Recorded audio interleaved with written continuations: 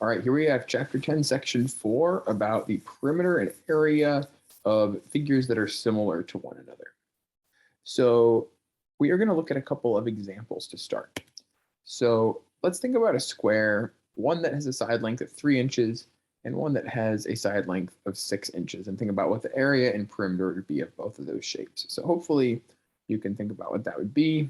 For the 3-inch per side square, our perimeter would be 12 inches, just the 4 times 3, and the area would be 9 inches squared, 3 times 3. And similar calculations for the other square. The perimeter would end up being 4 times 6, and the area would be 6 times 6. So let's compare these. If we compare the perimeters, to go from 12 to 24, we multiplied by 2, just like we did going from 3 to 6. But for the areas, we didn't multiply by 2. We actually multiplied by 4 to get from 9 to 36. So then the dimensions of the square doubled, so did the perimeter, but the area was multiplied by 4. All right, let's look at one other example. Here we've got 2 triangles, right triangles. One of them has legs of 3 and 4 with a hypotenuse of 5. Another one has legs of 9 and 12 with a hypotenuse of 15.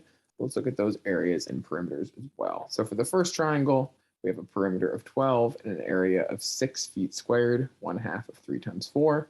And for the other triangle, our perimeter ends up being 36, and the area 1/2 times 9 times 12 is 54.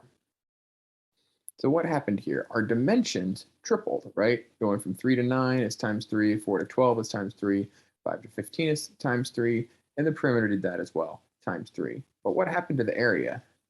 It got multiplied by 9. So the dimensions of the triangle tripled, so did the perimeter, but the area was multiplied by 9. So notice in the first example, when we doubled, the area multiplied by 4, and here when we tripled, the area multiplied by 9.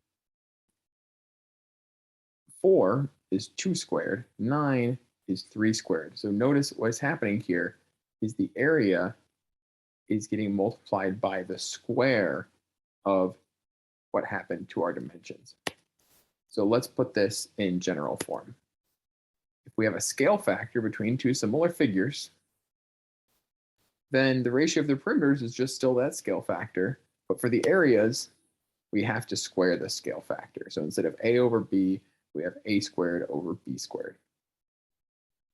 All right, so now that we've observed this, let's use this to solve some problems.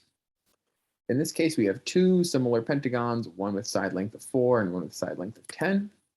The first question is a simple one. What's the scale factor of the larger figure to the smaller figure? Well, we would just do 10 over 4, which simplifies down to 5 over 2. So that's our scale factor. And we already talked about for perimeter, it's just the same ratio. So what's the ratio of the perimeter of the larger figure to the smaller figure? It's also 5 to 2. What about for area? Well, we talked about how if we have a scale factor for perimeter or just a regular scale factor, what do we do to the area? We square it. So we're going to square the 5 and square the 2, and our ratio of the areas is going to be 25 to 4. All right, the last question we're going to answer is if the area of the smaller pentagon is 27.5 centimeters squared, what's the area of the larger pentagon? So we already found the ratio of the areas. So we're just going to need to multiply the area of the smaller one by this ratio. So we're going to do 27.5 times 25 over 4 and get an answer of 171.88 centimeters squared. All right, let's solve one more problem. We've got 2 triangles and we know their areas. One has an area of 32 meters squared. The other one has an area of 98 meters squared. What's going to be the ratio of the perimeters? So here we're doing kind of backwards of what we did in that last part of the previous example. So in this case, we know the ratio of the areas. So we know a squared over b squared is 32 over 98. So we're going to try to figure out what a over b is. So the first thing we should do is let's just simplify this fraction. So we could multiply that, or we could divide the top and the bottom of this fraction by 2 and give us 16 over 49.